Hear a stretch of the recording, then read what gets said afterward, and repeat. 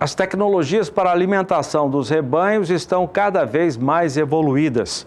Você vai acompanhar agora o trabalho desenvolvido por técnicos de uma empresa parceira nossa, a Cargill, no seu segmento de nutrição animal, em fazendas espalhadas por todo o país. Na reportagem de agora, Daniel de Paula mostra uma reportagem na fazenda Segredo, que fica em Bataguaçu, em Mato Grosso do Sul. O tour de exemplos da parceria Cargill-SBA faz agora uma parada numa verdadeira indústria de números, de produtividade, de resultados. Nos próximos minutos, nós vamos mostrar um pouquinho mais de alguns segredos da Fazenda Segredo. Tudo aqui funciona muito bem, sem mágica.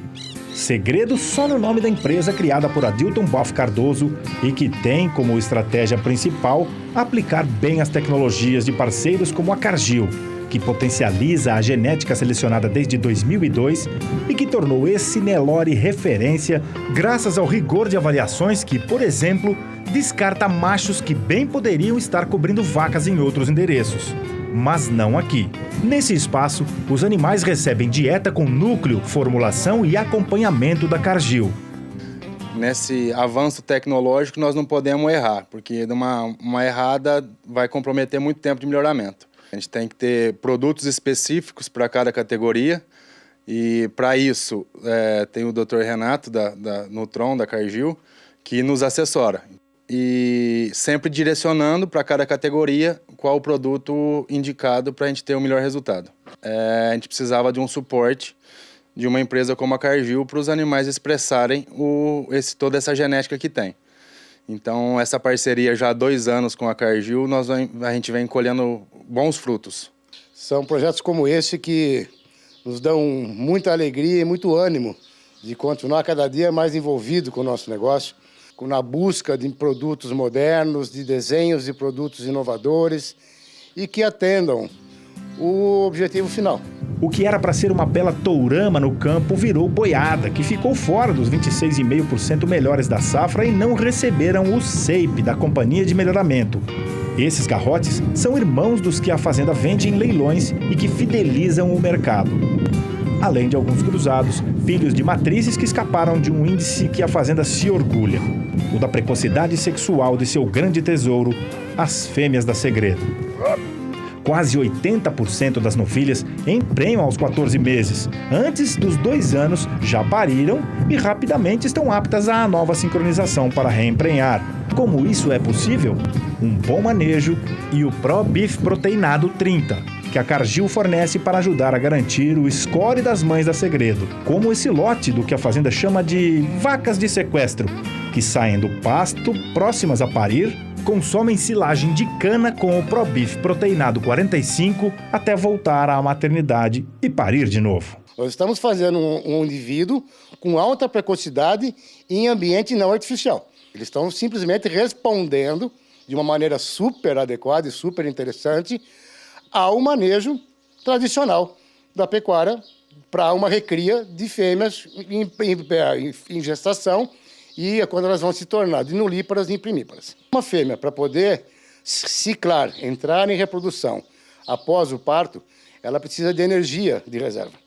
E o que o nosso produto faz? Faz com que esse capim, que é a base da nutrição desses indivíduos, seja utilizado da melhor maneira possível e que isso promova aquela condição corporal que é quem realmente vai dar a garantia de uma reconcepção em ótimos níveis.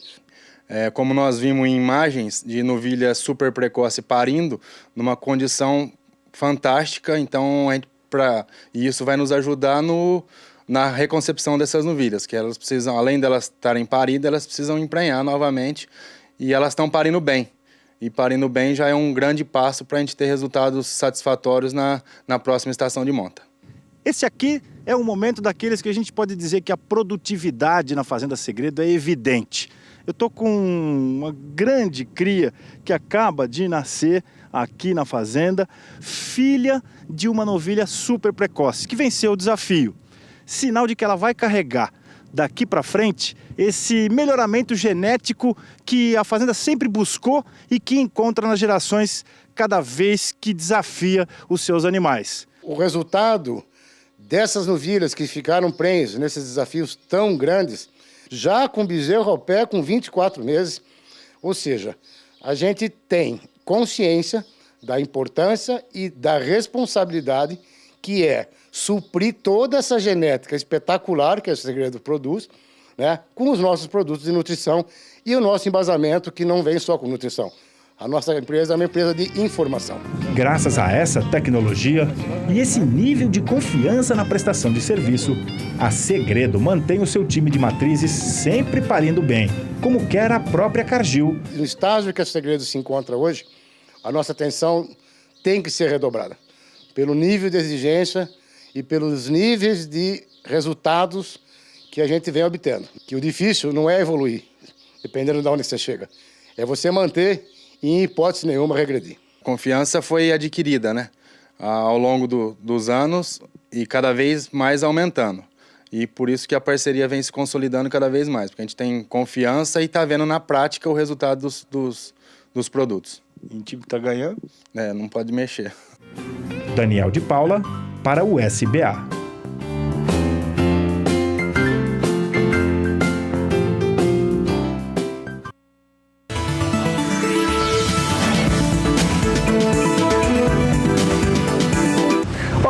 Eu estou passando aqui para convidar você que na próxima quarta-feira, dia 21, a gente tem o Boi em Pauta, 14ª edição, e o nosso entrevistado é o Dr. Roberto Torres, da Embrapa Gado de Corte de Campo Grande. E na sequência, animais filmados aqui no norte do Mato Grosso, e você é o nosso convidado.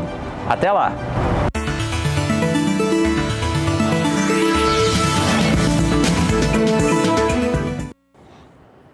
6 horas e 20 minutos no horário de Brasília. Vamos falar de uma coisa que é bastante debatida hoje no mundo, que são os gases emitidos por diversos segmentos, dentre eles a pecuária principalmente. O Brasil é acusado demais, principalmente pelos nossos concorrentes do comércio internacional da carne, de produzir uma carne barata às custas da emissão de carbono, às custas do desmatamento, enfim, do trabalho escravo e de tantas outras denúncias que eles fazem por lá para desvalorizar o nosso trabalho. Eu estou aqui com uma pesquisadora da Embrapa Gado de Corte, a doutora Lucimara Chiari, que é, vamos pegar o cargo aqui, chefe de pesquisas e desenvolvimento da unidade de gado de corte da Embrapa, que fica em Campo Grande. Vem aí a Dinapec, a gente ainda vai falar da Dinapec, que está para começar, vai ser organizado pela equipe da doutora Lucimara. Tudo bem? Tudo ótimo, obrigada Prazer pelo convite. Te receber aqui. Eu é que agradeço. Bom, nós vamos falar de um fórum que vai acontecer semana que vem em Campo Grande, 27 e 28, oportunidades de precificação de carbono no setor agropecuário. Esse é um título para quem defende tese de doutorado e tal. Mas vamos trazer para o nosso dia a dia, doutora Lucimara. Tem um termo monitoramento, ou seja, vamos vigiar o CO2 da pecuária, que é essa emissão. O que se tem hoje de pesquisa, o que a Embrapa tem hoje sobre isso? Bom, trazendo então para uma linguagem mais, para todos entenderem, a Embrapa e também outras instituições aqui no Brasil vêm justamente querendo derrubar, pôr à prova o que dizem os nossos concorrentes, sobre as emissões de carbono na agropecuária, não só na pecuária, mas também nas atividades agrícolas, E com isso a gente desenvolveu ferramentas de monitoramento, também acho que vocês já conhecem, já ouviram falar do carne carbono neutro, que é uma tecnologia da Embrapa, que foi desenvolvida aqui na Embrapa Gado de Corte. Dr. Também... Kleber Soares falou muito bem desse projeto, carne carbono neutro. Exatamente. Que é uma produção de carne sem emissão de gases. Exatamente. Inclusive, além de neutralizar, como o nome diz, você tem muito mais créditos de carbono no sistema do que você emite. Então, na verdade, você está fazendo uma produção que gera créditos de carbono, ou seja, está descarbonizando a produção pecuária. Então, existem também outras tecnologias, né, desenvolvidas pela Embrapa, como eu disse também por outras instituições de pesquisa, que mostram que a gente tem como produzir de forma sustentável, com baixo carbono, que é o tema, inclusive, da nossa Dianapec, que é a produção de baixo carbono. E na pecuária a gente tem essas tecnologias e também tem as ferramentas de monitoramento, que vão ser debatidas principalmente no segundo dia do evento. No primeiro dia, Dá para adiantar o que nós temos já de ferramentas? Quais são essas principais ferramentas? Desenvolvidas pela Embrapa, a gente tem duas ferramentas. Uma é sobre o perfil do produtor, tem um outro nome que agora não me recordo, mas ele avalia como o produtor, o sistema de produção. Temos também o GHG Protocol, que é desenvolvido pela WRI em parceria com a Embrapa, que avalia a quantidade de carbono produzido pelos diferentes sistemas de produção. Inclusive, você pode fazer simulações. Isso é um aparelhinho? Não, são todos sistemas web, alguns já são aplicativos, mas que trabalham junto com o produtor para que ele possa conhecer o quanto o sistema que ele tem está emitindo ou sequestrando de carbono e o que ele pode fazer para mudar isso. Então, como ele pode melhorar? Mas ele instala isso na fazenda ou ele chama algum pesquisador, algum técnico para fazer isso, para fazer essa medição? Ele pode baixar esse programa e ele mesmo fazer. Pela internet? Não é necessário, exatamente, não é necessário um técnico. Se detecta o índice, o nível? Existem ferramentas, existem, lógico, algumas medidas que são necessárias, aí são técnicos que realizam, mas os dados são inseridos ali, existe uma planilha já que computa esses dados e gera, então, um resultado de quanto aquele sistema que ele usa emite de carbono. E o que deve ser feito diante de um exame desse? Olha, seu carbono aqui está alto. Tá alto. Então, igual o seu colesterol está elevado, seu carbono está alto. Adotar tecnologias que promovam uma melhora disso, né? Os sistemas integrados de produção, em geral, eles têm esse aumento de carbono no solo, ou seja, você fixa mais carbono, então retém mais carbono. E isso, então, já é uma forma de descarbonizar, né? E quando você coloca floresta, então... A floresta seria um bom remédio para isso. Isso também é um bom remédio para isso. Mas se você usa uma pastagem solteira, também não tem problema, contanto que ela seja bem manejada, né? Você não pode rapar o pasto, né? Tem que ter um pasto bem manejado, exatamente, porque as braquiárias, principalmente, elas têm suas raízes, elas conseguem fazer essa fixação de carbono. Ela puxa o carbono e joga para o solo. E joga para o solo. Então, essa é uma forma de produção diferente que o Brasil tem. É óbvio, se você tem um pasto degradado, muitos animais, aí você realmente está emitindo mais do que sequestrando, né? Doutora Lucimara Chiari, que é pesquisadora da Embrapa Gado de Corte, ela hoje é chefe de pesquisas e desenvolvimento da unidade de gado de corte em Campo Grande. Falando sobre um evento que vai acontecer terça e quarta-feira da semana que vem, 27 e 28, que é o Oportunidades de Precificação de Carbono no Setor Agropecuário e também um workshop, Ferramentas de Monitoramento de Carbono na Agropecuária. Esses eventos serão na sede da FamaSul, a Federação de Agricultura, aqui em Campo Grande. No site da Embrapa, vocês têm os detalhes, as informações. Tem mais detalhes, exatamente. E é um tema que a gente quer trazer para discussão. O primeiro dia é sobre convite, né? Ele não é aberto ao público, que é o fórum sobre precificação, mas o segundo dia, que é esse workshop que trata dessas ferramentas de monitoramento, ele é aberto ao público, todos os produtores, técnicos que tenham interesse em conhecer essas ferramentas, baixar no seu computador e também, em alguns casos, aplicativos, então pode baixar no celular e poder monitorar, saber como é que está a situação da sua fazenda. Está convidado para ir conhecer essas ferramentas e saber como usá-las. Muito obrigado pela entrevista. Eu é que agradeço. Sucesso lá. Obrigada. Vou chamar a Juliana Rezende agora com a previsão do tempo para o centro-sul do país.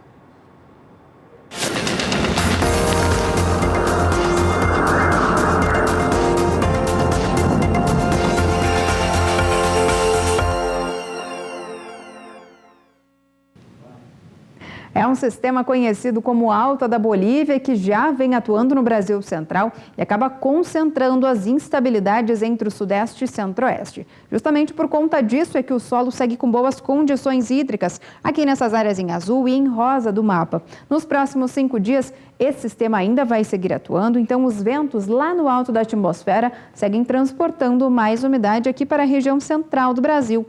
Uma área de baixa pressão se forma próximo à costa da região sul e deve dar origem a uma frente fria no decorrer dos próximos dias. Esse sistema também vai ajudar a organizar um corredor de umidade, onde segue concentrando as chuvas entre Minas Gerais, Goiás e Mato Grosso especialmente. O volume de água deve ser bastante elevado, em torno de 50 até 70 milímetros. Então são pancadas de forte intensidade e que devem ocorrer de maneira mais frequentes ao longo dos próximos dias.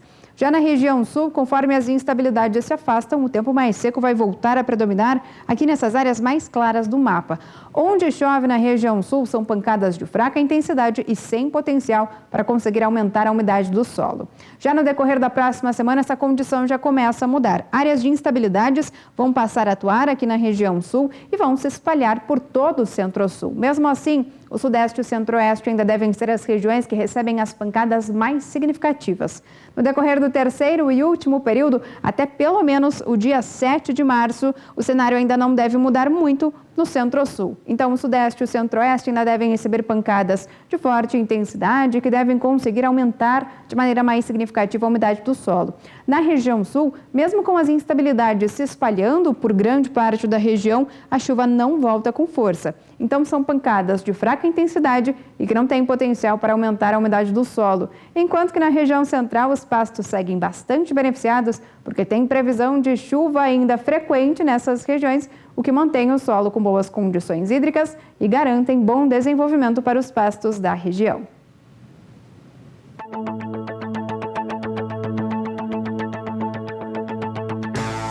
Pecuária de precisão é com o Feeder SC, o distribuidor de ração ou suplemento alimentar para semi-confinamento e gado a pasto da Casale.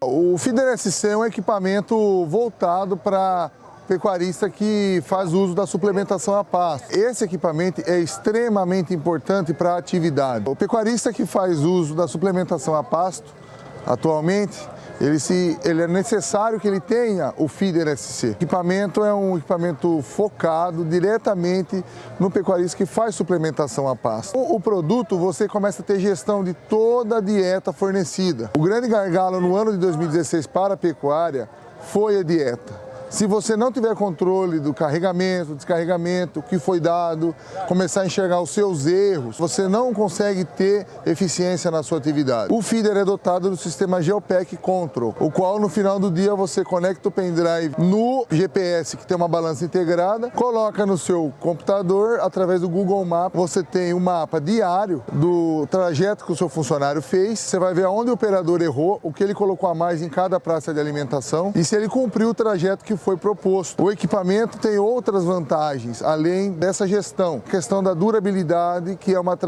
tradição dos equipamentos Casale. O equipamento é inteirinho galvanizado a fogo, interno e externamente, com revestimento inox e células de carga superdimensionadas. Isso daí para garantir a eficiência, durabilidade e longevidade do equipamento, sendo assim uma garantia de investimento e um investimento seguro para o produtor que adquire o equipamento. Você tem um ganho operacional e o ganho na economia, você deixa de ter desperdício. Isso aí vai te ajudar a agregar lucratividade para você ter eficiência na sua atividade de pecuária. A suplementação a pasto hoje veio para ficar. O Brasil é um país tropical, onde se tem facilidade de produção de forragem. O custo da terra está muito alto, então o pecuarista se faz necessário intensificar a sua atividade.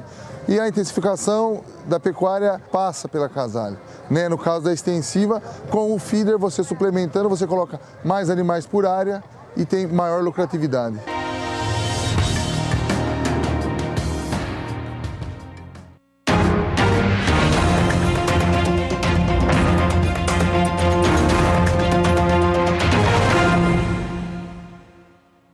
Olá, amigos e amigas da cadeia produtiva da carne bovina. Estarei aqui também, junto com meus colegas da área de melhoramento genético, dentre eles Luiz Otávio, Roberto Torres, Gilberto Menezes, participando da 13ª Dinapec, dia 7, 8 e 9 de março. Com mostra dos nossos plantéis Nelore, Caracu e Cinepol, nossa intenção é demonstrar para vocês como o uso das ferramentas da genética animal podem contribuir para uma pecuária de corte eficiente, produtiva e com qualidade de produto. Aguardamos todos vocês, não apenas para receber informações, mas também para trazer as suas dúvidas, os seus questionamentos, a sua experiência. Até lá, então, um grande abraço a todos.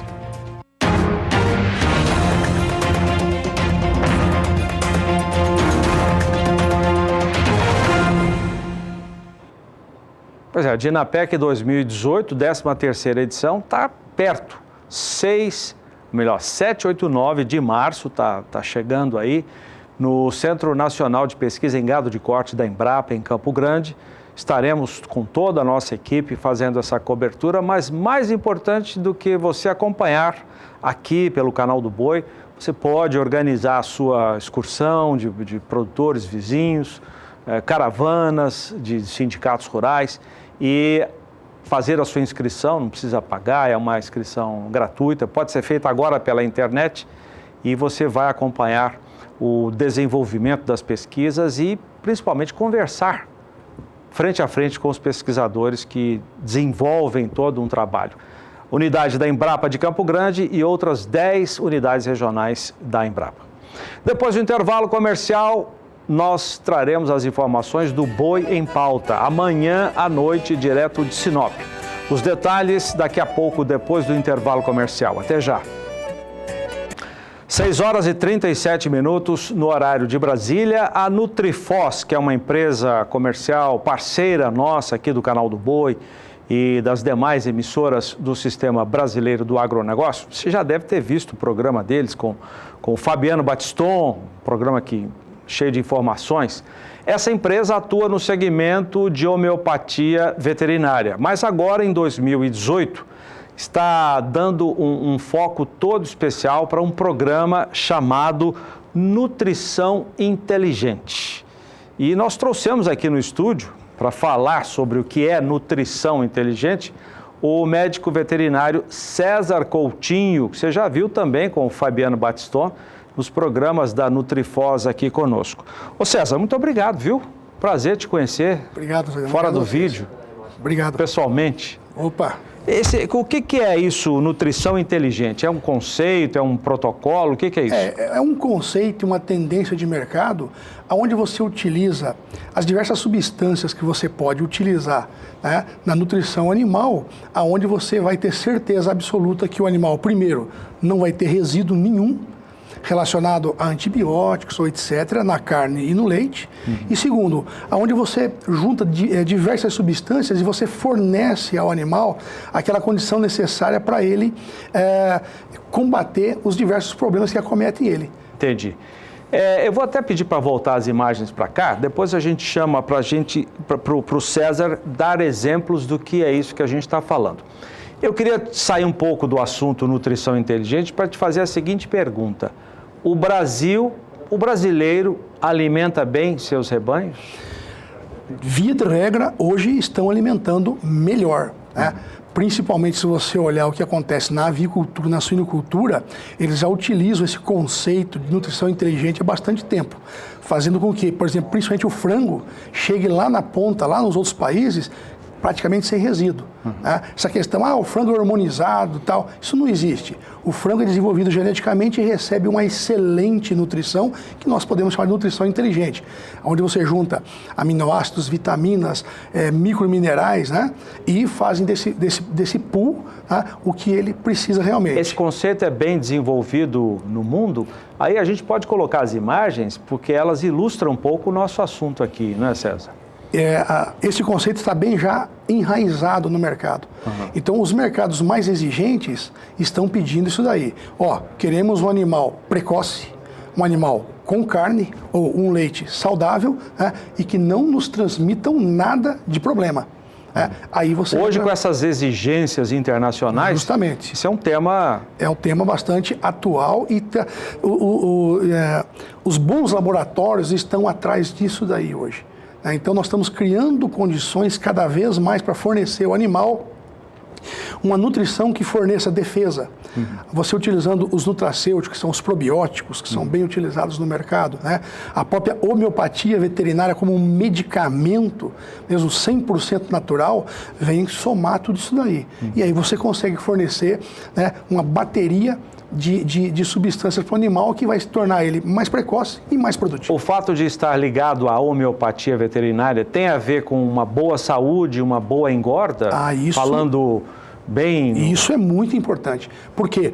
Porque esse AP, esse pool que a homeopatia dá no animal, fornecendo a ela condições de gerar saúde, é muito mais aproveitado quando você tem ali essas substâncias todas, né? Probiótico, as vitaminas. Então, o que acontece? A homeopatia ajuda a tudo isso a ser trabalhado. E isso é um diferencial que nós fornecemos ao mercado.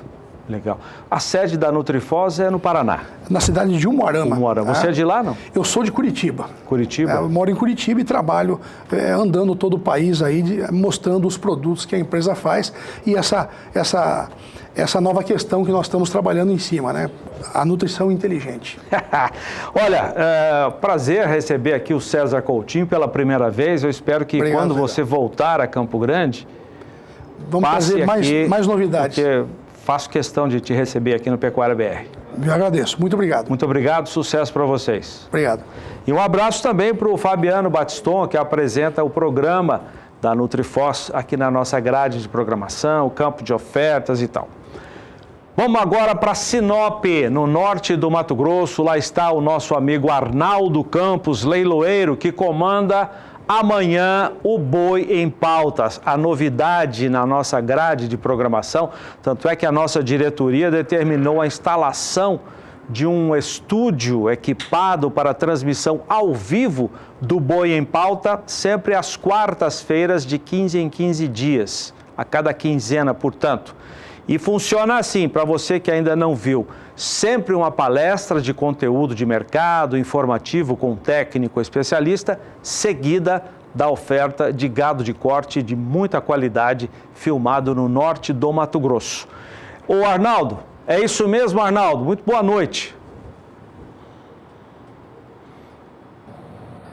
Muito boa noite, Zaidan. Boa noite aos amigos de casa. É isso mesmo, Zaidan. Olha, é uma parceria muito bem formada entre o SBA e a Ricardo Nicolau Leilões. Eu costumo dizer que a parceria alavanca o negócio de ambas as partes, né? E aqui não foi diferente. Nós tivemos aí o primeiro Boi em Pauta com 800 animais, nós tivemos a segunda edição com 1.004 animais e provavelmente nós estamos fechando essa terceira edição no ano de 2017, né? Já é a 14ª edição desse programa, mas a terceira edição agora em 2017 com cerca de 1.800 animais, praticamente mais que dobrando, 2018, obrigado, viu, Felipe? Felipe ali, eu tô lá em 2017 ainda, mas assim, praticamente dobrando a quantidade de animais, mais que dobrando, na verdade, do nosso primeiro Boi em Pauta de 2018. Então, assim, o mercado se mostrando bastante comprador, um pouco ofertado, mas bastante demandado, né? Essa parceria com esse estúdio, como você frisou muito bem, montado aqui no escritório da Ricardo Nicolau Leilões, um estúdio confortável, muito bem equipado, onde nós podemos aqui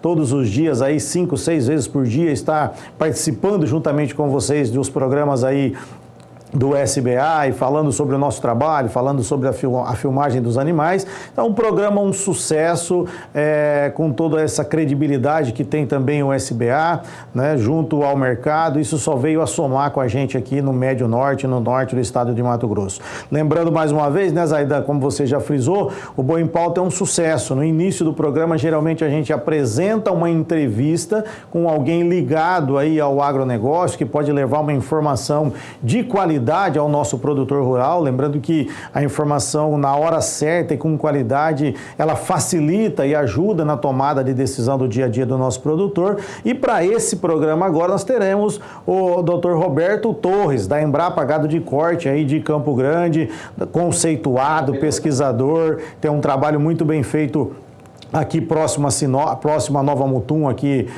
no Taurino Tropical, então uma entrevista maravilhosa. E teremos aí 1.800 animais praticamente filmados para esse evento. Então um evento bastante esperado. Eu aguardo a todos aí amanhã a partir das 20h30, horário de Brasília, né? Aqui pela transmissão do canal do Boi. Quem quiser mais informação pode entrar lá no site da Ricardo Nicolau Leilões, www.ricardonicolaoleilões.com.br. Já tem alguns lotes que já foram filmados, já estão disponíveis lá, e os lotes que vão chegando a gente vai colocando lá. Aproveitando o ensejo, eu queria mandar um abraço para um patrocinador forte nosso, um parceiro forte que renovou aí os compromissos com a gente, a Nutribio. Pessoal da Nutribio, então, meu forte abraço ao Rodrigo da Nutribio, né, que está nos acompanhando nesse momento. Parabéns pela parceria, que vai ser uma parceria de sucesso durante o ano de 2018. Eu aguardo vocês amanhã para o nosso leilão, para o nosso Boi em Pauta. Um abraço, Zaidan, muito obrigado. Grande abraço para você, Arnaldo. Sucesso amanhã no Boi em Pauta. No relatório semanal de bovinocultura do IMEA, o Instituto Mato Grossense de Economia Agropecuária, os pesquisadores destacam o uso do milho na alimentação dos animais e o custo desse insumo na produção de carne. O relatório aponta que o preço do milho até 15 de fevereiro caiu 28% na comparação com o preço de um ano antes. Isso ocorreu apesar da recuperação nos valores nos últimos meses. No dia 15, propriamente dito, a cotação ficou em média a R$ 16,58 a saca no Mato Grosso.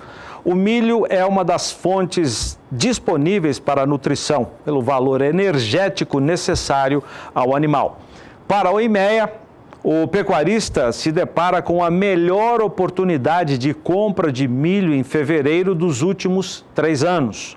O poder de compra ficou assim no mês.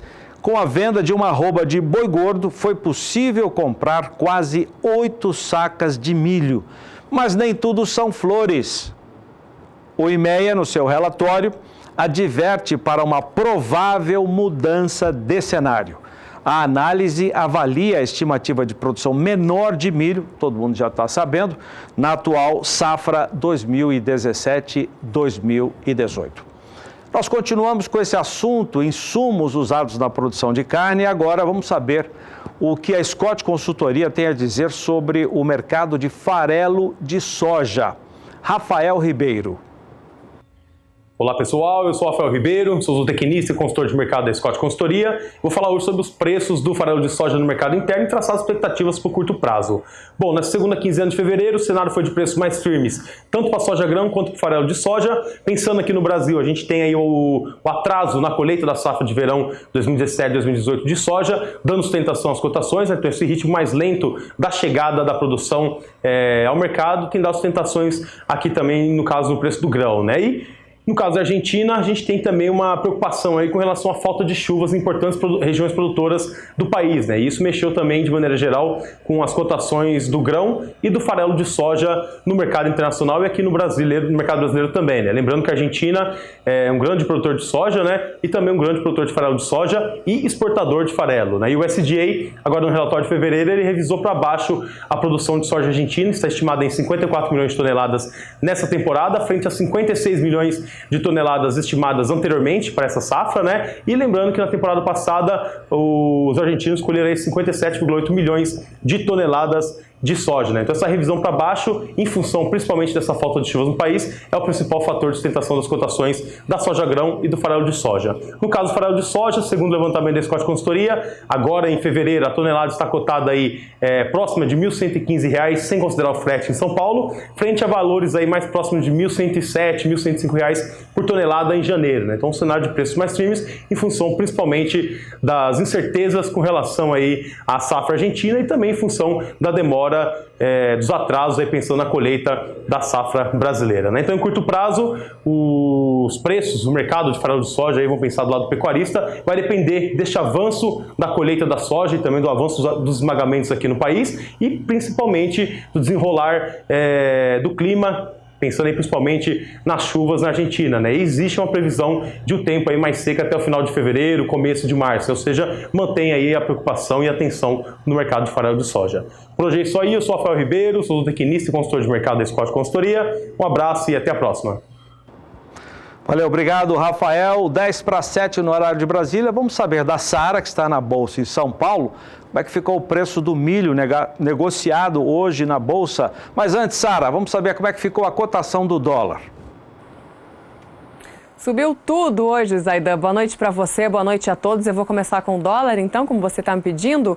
O dólar ele tem mais uma alta hoje frente ao real, uma alta que vem depois da reforma da Previdência sair do foco do governo. Em substituição à reforma da Previdência, o governo lança aí 15 medidas para tentar ajustar as contas públicas e também para modernizar a economia brasileira. Entre essas 15 medidas aparece a privatização da Eletrobras e também a autonomia do Banco Central. O mercado também está à espera, na expectativa pela reunião do Federal Reserve, que é o Banco Central dos Estados Unidos, sempre na espera de uma alta na taxa de juros do país norte-americano. E hoje, então, o dólar sobe mais uma vez frente ao real. Ontem o dólar já teve uma valorização próxima de 0,5% e hoje, terça-feira, 20 de fevereiro, a moeda norte-americana tem uma alta ainda mais significativa, de 0,61%. Com isso, o dólar é cotado aos R$ 3,25 mais 60. Alta para o dólar, alta também para o milho no mercado físico, de acordo com o indicador CPEA. O preço do milho no indicador CPEA no estado de São Paulo não para de subir. Ontem a saca aparecia por R$ 34,22, hoje avança para R$ 34,64 a saca de 60 quilos de milho, de acordo com o indicador CPEA para o mercado físico. Com isso, a alta no acumulado do mês de fevereiro também se intensifica e está em torno aí dos 5%. No mercado futuro, milho BMF Bovespa negociado aqui na B3 em São Paulo também sobe bastante, viu, Zaidan? Os contratos com entrega em março têm valorização de 1,76% na sessão desta terça-feira.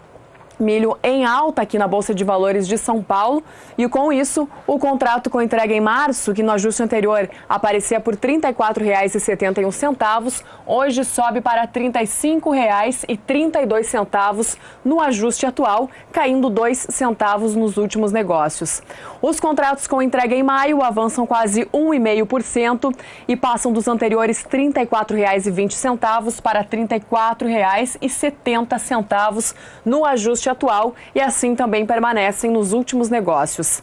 Os contratos com entrega em julho sobem 1,35% e vão de R$ 33,35 a saca para R$ 33,80 a saca no ajuste atual. E os contratos com entrega em setembro têm valorização de 1,23%, subindo aí 40 centavos em relação ao ajuste anterior, aparecendo por R$ 32,90 a saca no ajuste atual e ainda subindo mais 9 centavos nos últimos negócios. Milho em alta no mercado físico e também no mercado futuro. E você acompanha agora as cotações do milho em todo o Brasil.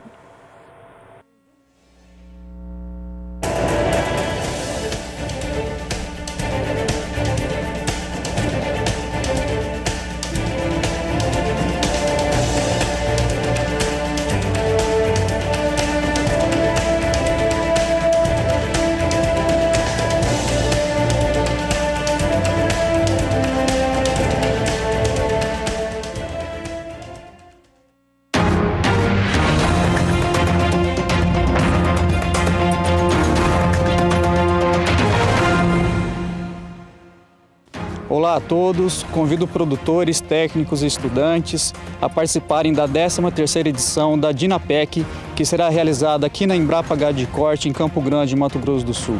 Pelo terceiro ano, estaremos realizando o estande mais precoce junto com a Conan Nutrição Animal. É um momento em que a gente compartilha com todos as tecnologias que estamos desenvolvendo, visando ao aumento de produtividade na cadeia do novilho precoce. Neste ano, apresentaremos uma recomendação que pode levar à diminuição nos custos com a suplementação mineral na ordem de 15%. Também traremos resultados da aplicação das raças Cenepol e Guzerá para a produção de novilho precoce e também traremos resultados econômicos da adoção de algumas tecnologias aplicadas ao Pantanal para a produção de bezerros de melhor qualidade genética. Então esperamos a todos nos dias 7, 8 e 9 de março aqui em Campo Grande, Mato Grosso do Sul.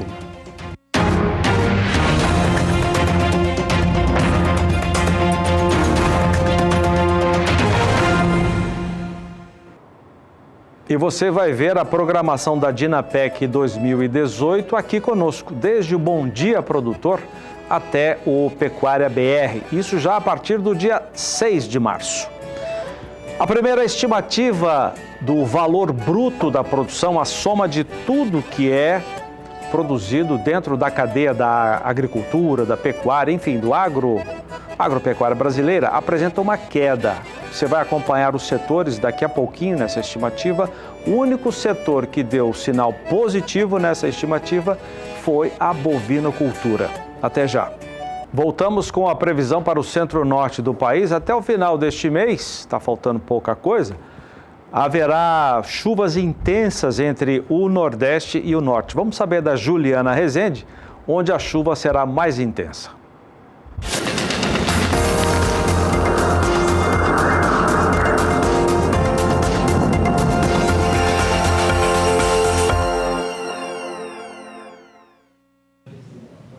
Nos últimos períodos, as instabilidades foram fortes o suficiente para conseguir aumentar a umidade do solo na maior parte da metade norte do Brasil, como é o caso aqui das regiões em rosa e também em azul.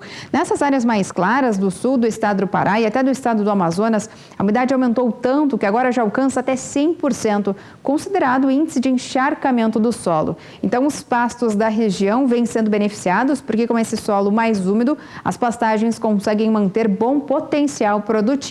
Nos próximos dias, os estados aqui do Pará, do Amapá, desde o Maranhão até o Ceará, Tocantins e também a faixa oeste da Bahia, que devem receber as pancadas mais fortes.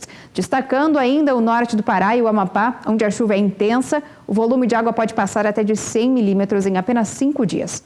Já no decorrer da segunda semana, essas instabilidades já começam a perder um pouco mais de intensidade. E já não esperamos já chuva tão volumosa. Só que o volume ainda segue mais elevado, em torno de 30 milímetros aqui no estado do Tocantins. No estado do Pará pode chover um pouco mais, mas os acumulados ainda seguem na casa dos 30 milímetros. Nas demais áreas, a chuva ainda perde um pouco mais de intensidade, como é o caso do Nordeste. Então, as pancadas se tornam cada vez mais fracas no interior nordestino.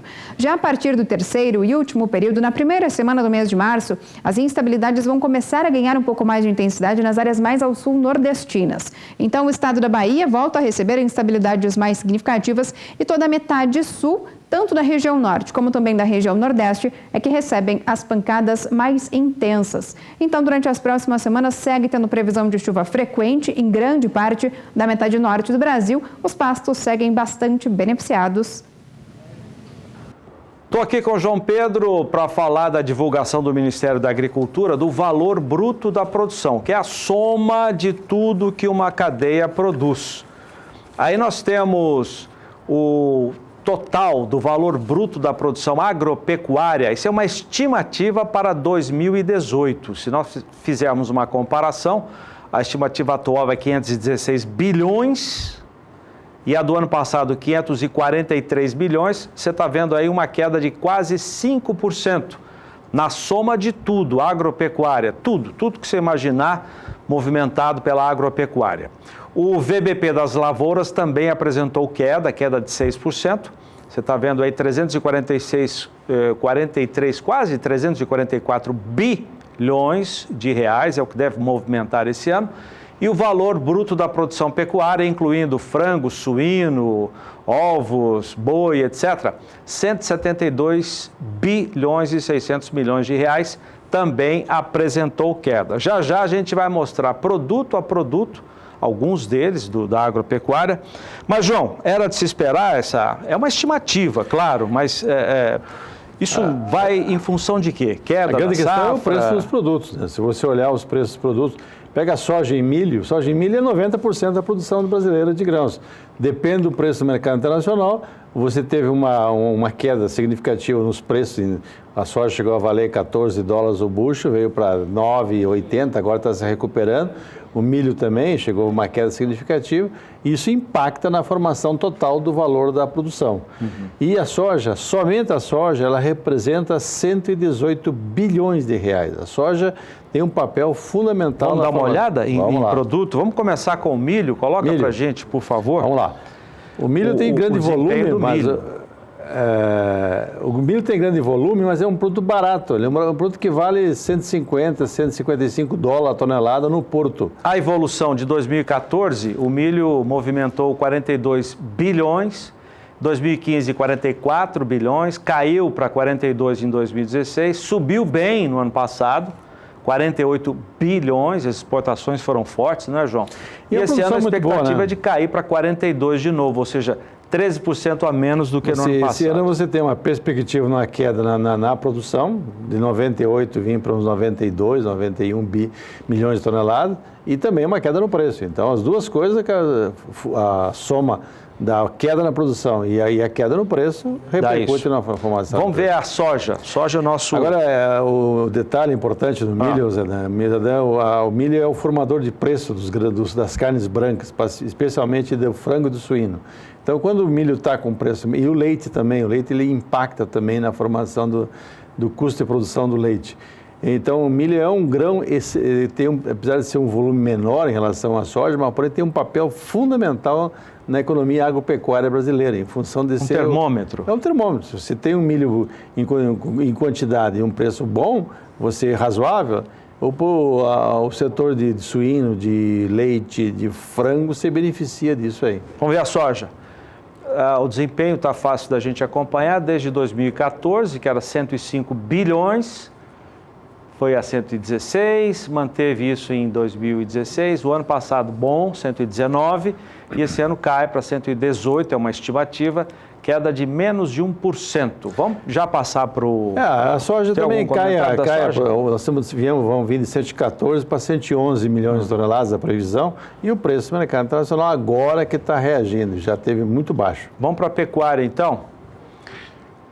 Agora o desempenho do suíno, 14 bilhões em 2014, 15 bilhões em 2015, caiu para 14 bilhões, ficou na casa de quase 16 no ano passado. Você vê que o ano passado foi melhor em todas essas que nós estamos mostrando, João. Quase 16 bilhões e esse ano estimativa de cair para 15 bilhões e 600, 2,2% a menos. O suíno sofreu muito em 2016 com o preço do milho, né? O preço do milho estava muito caro, o produtor independente, muito produtor independente, desativou a criação de suínos em função de que o milho representa 50% do custo de produção. Preço baixo do suíno e associado a um preço muito alto do milho, ele perdia R$1 por quilo de suíno entregue. Então, ele caiu em 2016, em 2017 houve uma recuperação, o preço do milho foi bem menor, 30% em média menor do que 2016, consequentemente criou condições para que começasse a haver um novo ciclo de aumento da produção. Porém, depende da exportação. Nesse momento, a suinocultura está apanhando, por quê? Porque os russos, que respondem por 40% das importações brasileiras, das exportações do Brasil de carne suína, embargaram as exportações do Brasil. Vamos ver agora o frango, valor bruto da cadeia do frango, 2014, 51 bilhões, foi para 54, em 16, 55 bilhões, caiu em 2017, carne fraca deve ter atrapalhado muito, né, João? Tiraram no boi e acertaram no frango. E 18 caiu mais ainda para 47, foi o pior ano desses 5 aí que nós estamos vendo. A cadeia do frango, ela é uma cadeia muito articulada. Se o preço está se há uma oferta a mais de carne e provoca uma redução de preço, ou a exportação não consegue absorver esse aumento, o que eles fazem? diminui a incubação de ovos férteis, consequentemente diminui o alojamento. É uma cadeia muito organizada. E como o ciclo é muito curto, 21 dias para incubar, 42 dias para estar pronto o frango, e já estamos falando em pouco mais de 2 meses. Então ele consegue fazer isso. Então nesse momento há uma diminuição no alojamento de pintos, já que as exportações estavam fracas. Agora, em fevereiro, começou a mostrar uma pequena recuperação. Isso é bom para o setor. Carne de frango é mais produzida no Brasil, é mais consumida. Sem dúvida. E ela criou aquela classe média rural no Brasil. Então isso é importante, porque você tem muita pequena propriedade rural brasileira que hoje tem renda graças aos galpões de frango. Ao frango. Vamos ver a carne bovina, que na estimativa agora do Ministério da Agricultura deve ser a única que vai apresentar o sinal positivo no valor bruto da produção, ou seja, toda a soma de movimentação na cadeia do boi. Em 2014, 75 bilhões, foi a 78 bi em 2015, em 2016 baixou para 73, 2017 a carne fraca também prejudicou o setor, 70 bilhões, e há uma recuperação em 2018, isso na estimativa, de 1,6%, 71 bilhões 240. Você vê duas coisas importantes nessa carne. O segundo produto brasileiro, só perde para a soja. Né? E você vê 2015, 78 bilhões para vir em 2018, 71 e com aumento de produção. Ou seja, o impacto que isso teve no valor pago ao boi. Já que a formação do valor bruto da pecuária está em cima do preço que se paga pelos bovinos. Então, hoje nós trabalhamos com a previsão de 10% a menos de valor em função tanto da queda do preço da arroba, como também, e apesar de ter esse ano a previsão é que haja um aumento, já que vai ter uma oferta maior de vaca para abate. Então, o professor tem que ter cuidado, você vai ter que trabalhar cada vez mais olhando os custos e procurando momentos em que o mercado remunera um pouco melhor. Valeu, João, obrigado. Bom trabalho. O ministro da Agricultura, Blairo Maggi, está todo eufórico nesta terça-feira, distribuiu um vídeo, nós vamos até mostrar para quem não viu ainda nas redes sociais, dizendo que a Organização Mundial de Saúde Animal vai declarar na sua Assembleia Anual em maio, a segunda quinzena de maio, em Paris, o Brasil como país livre de febre aftosa. Mas todos os estados, exceto Santa Catarina, terão que continuar vacinando. Essa declaração ocorre em meio a um plano nacional de erradicação da febre aftosa que está em curso, comandado pelo Ministério da Agricultura do próprio ministro Blairo Maggi. Vamos dar uma olhada nesse vídeo aí que já circulou, mas a gente vai mostrar para você que ainda não viu. Olá, hoje é um dia especial para o Brasil, dia 20 de fevereiro de 2018. A OIE informou ao governo brasileiro, através aqui do mapa, de que aceitou a nossa proposta para transformar ou declarar o Brasil livre de febre aftosa com vacinação. Isso é um pleito antigo, são mais de 60 anos de lutas de vários governos, lideranças da pecuária nacional, que trabalharam muito para a gente chegar nesse processo. E eu, como ministro da Agricultura, sou extremamente feliz por isso. Quero compartilhar com você, pecuarista, com você, líder de regiões, que ajudou a construir isso. Como disse, foram milhares de pessoas que ajudaram. E agora, em maio, entre 20 e 25 de maio, haverá uma reunião na OIE, onde vai sacramentar isso. E eu já convidei o presidente Michel Temer, nós devemos estar presentes nessa reunião grande que tem na OIE, para receber, então, esse certificado. E a partir daí, nós já estamos trabalhando para declarar o Brasil livre de febre aftosa sem vacinação, que aí sim será o grande salto da pecuária brasileira, que deverá ocorrer lá por 2022, 2023. Então, parabéns a todos, um abraço e muito obrigado. Bom, o vídeo distribuído pelo ministro Blairo Maggi circulou bastante hoje.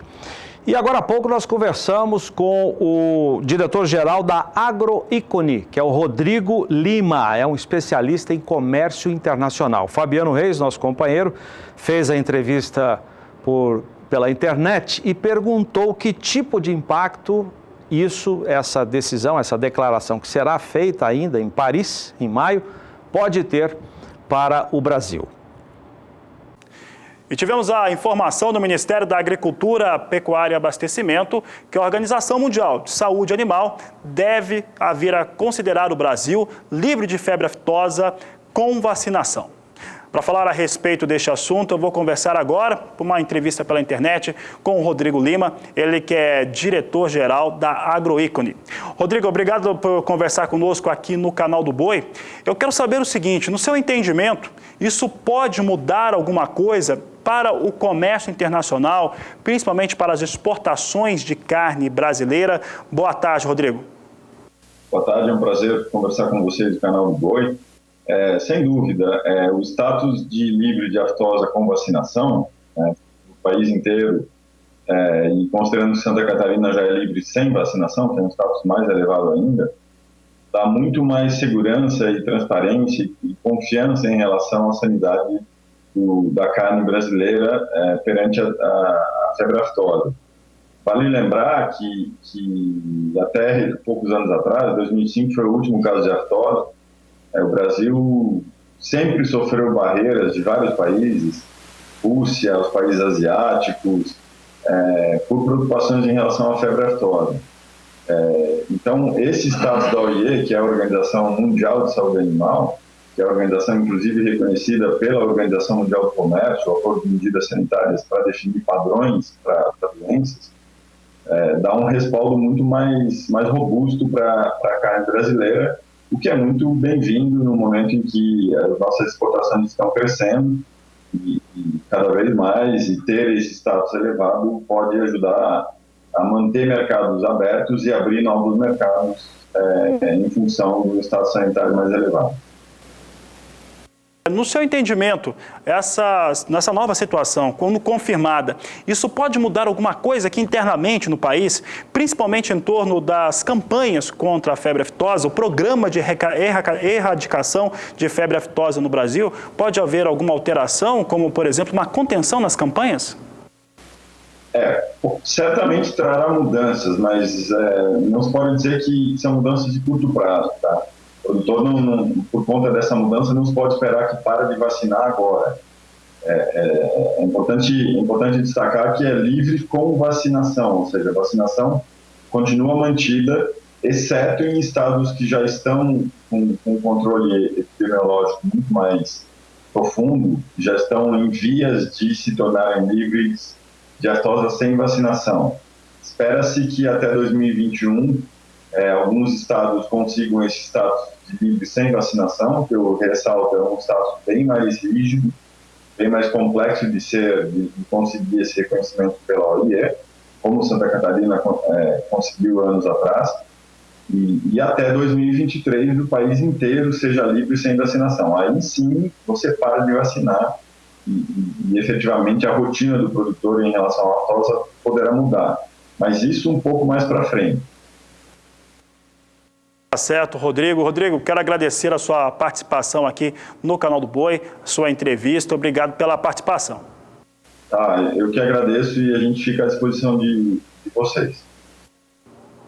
Eu conversei aqui com o Rodrigo Lima, ele que é diretor-geral da Agroícone, comentando essa situação que deve ser confirmada. A Organização Mundial de Saúde Animal deve confirmar o Brasil livre de febre aftosa sem vacinação.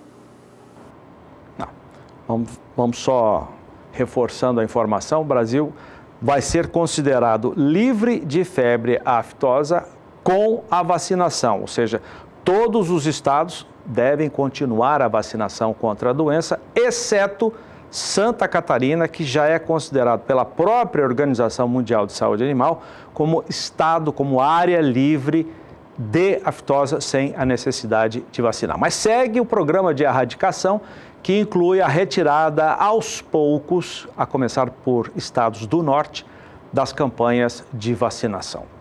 Vamos voltar a São Paulo com a Sara. Agora as informações do mercado do suíno e do frango, Sara.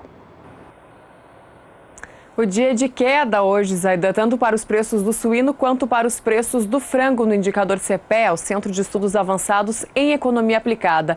No caso do suíno, a gente já comentou essa semana que a oferta estava maior que a demanda. Isso já acontecia desde o fim do ano passado e continuou agora no movimento durante o período de férias. Isso causa a queda nos preços e hoje, mais uma vez, suíno vivo no estado de Santa Catarina registra uma queda e passa para R$ 3,08 o preço do quilo do suíno vivo em Santa Catarina. Com isso, no acumulado do mês de fevereiro, o produto tem uma queda acumulada acima dos 7%.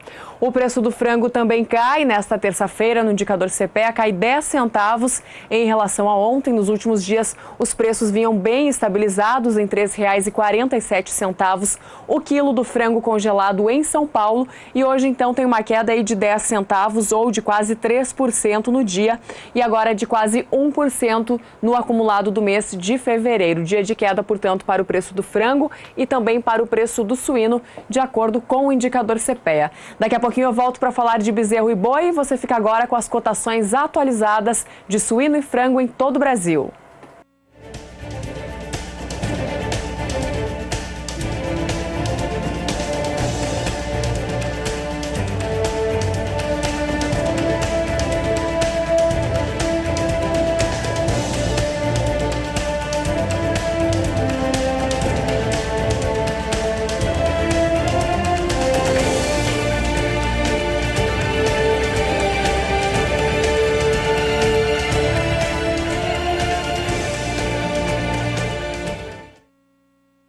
Olá, hoje eu estou aqui para convidar todos vocês, pecuaristas, criadores, técnicos, para participar do 8º Workshop de Genômica Aplicada à Pecuária, que vai ocorrer aqui em Araçatuba, no Hotel Mariá, dos dias 26 ao dia 28 de fevereiro, próximos.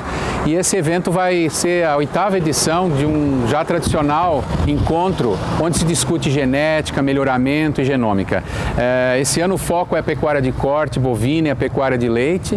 E a gente vai tentar juntos, num grupo de pessoas envolvidas nessa área, desmistificar a genômica, desmistificar a genética e fazer com que ela participe cada vez mais do dia a dia. Hoje a gente tem a nutrição, a gente tem a reprodução e a gente tem a sanidade muito bem trabalhadas nas propriedades. O que a gente precisa é entender melhor a genética e tirar dela o melhor proveito. Então eu espero contar com todos vocês aqui mais uma vez nesse já grande evento. Muito obrigado.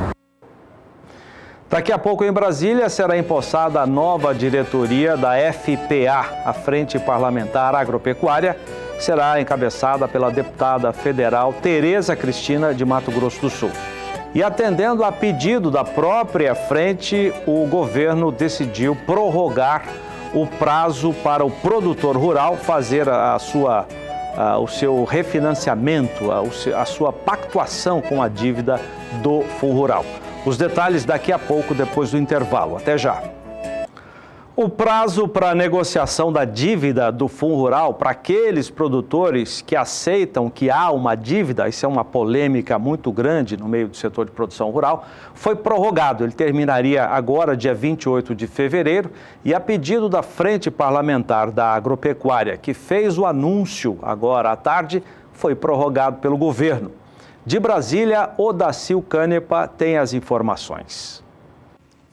A Casa Civil informou aos deputados da FPA que pode ser utilizada a medida provisória 803, que já tramita no Congresso para ampliar o prazo de adesão ao refis do Fundo Rural.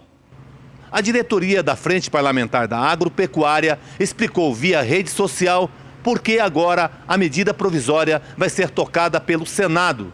A relatora é a senadora Simone Tebet, de Mato Grosso do Sul. Nessa semana, depois de uma luta enorme da deputada Tereza Cristina, da Frente Parlamentar da Agropecuária, foi convencido o presidente Michel Temer a prorrogar o prazo de adesão do Fundo Rural. Isso será feito através de medida provisória já existente na Casa, de emenda parlamentar. A relatora será a senadora Simone Tebet, preparando já para essa semana. Então nós queremos encerrar esse assunto e prorrogando aí para pelo menos 60 dias o Fundo Rural, que é o tempo necessário para derrubada dos vetos desse refis. É isso, Tereza? É isso mesmo. Nós tivemos a confirmação que o governo está encaminhando através da 803, que ela já está na pauta, de comum acordo com o senador Eunício e o presidente Rodrigo Maia, para que a gente possa votar até a semana que vem esse adiamento desse prazo de adesão por mais 60 dias. E aí nós temos tempo para discutir sobre a derrubada dos vetos. Odacil Canepa para o SBA. Bom, você viu nesse vídeo gravado por celular o deputado Nilson Leitão, do Mato Grosso, que deixa hoje a presidência da Frente Parlamentar da Agropecuária. E a deputada Tereza Cristina, que assume o posto logo mais à noite em Brasília, numa solenidade de posse que deve ser bastante concorrida. Amanhã você tem a repercussão aqui no programa. Vamos falar do 13º Encontro Confinamento, Gestão Técnica e Econômica, que a Coan Consultoria e o Canal do Boi realizam nos dias 14, 15 e 16 de março em Ribeirão Preto, São Paulo. Veja o que diz o diretor da Coan Consultoria, o Rogério Coan. Olá, gostaria de convidar você, que é pecuarista, que faz recria, engorda em sistema de produção a pasto, a participar do 13º Encontro Confinamento, Gestão Técnica e Econômica, que acontecerá durante os dias 14 a 16 de março, no Centro de Eventos do Ribeirão Shopping, em Ribeirão Preto, São Paulo. Esta é uma grande oportunidade para você atualizar seus conhecimentos em nutrição, manejo, sanidade e realmente conhecer a alquimia do confinamento, que vai transformar com certeza seus negócios em lucro.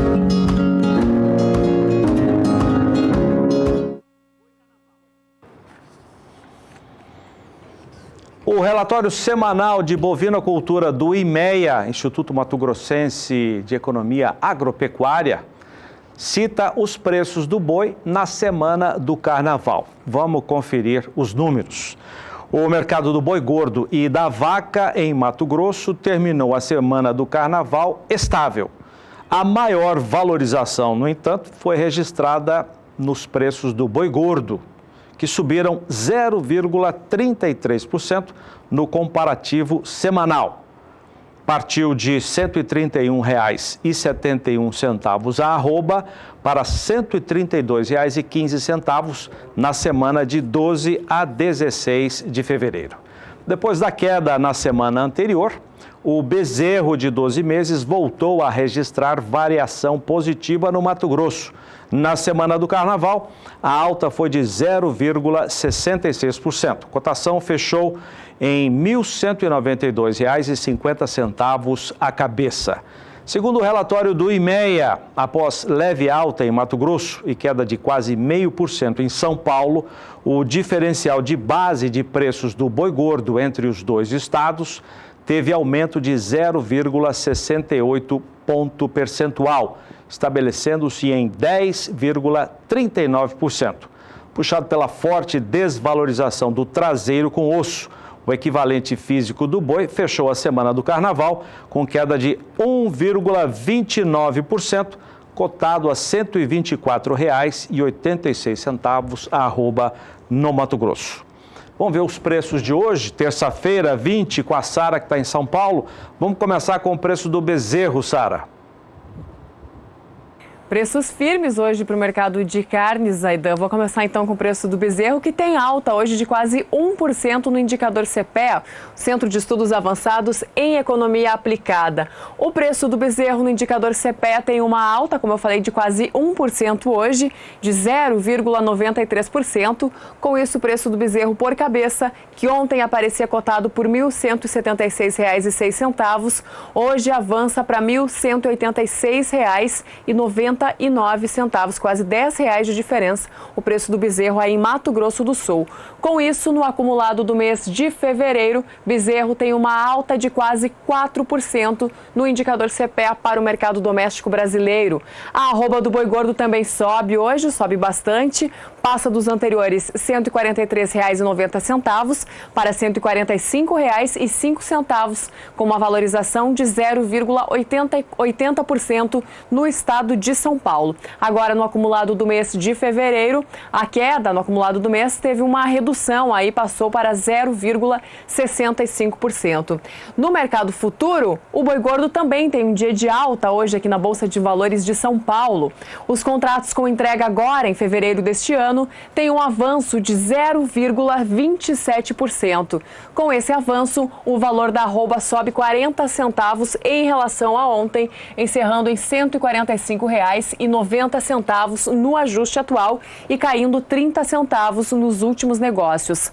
Os contratos com entrega em março têm alta de quase 0,5%, subindo de R$ 145,65 arroba para R$ 146,30 no ajuste atual.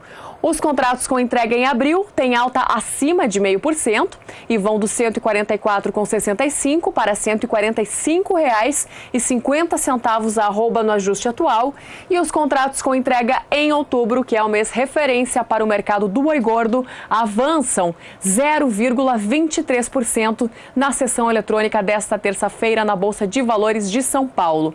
Com esta alta, o valor da arroba para outubro no ajuste atual aparece por R$ 152,20.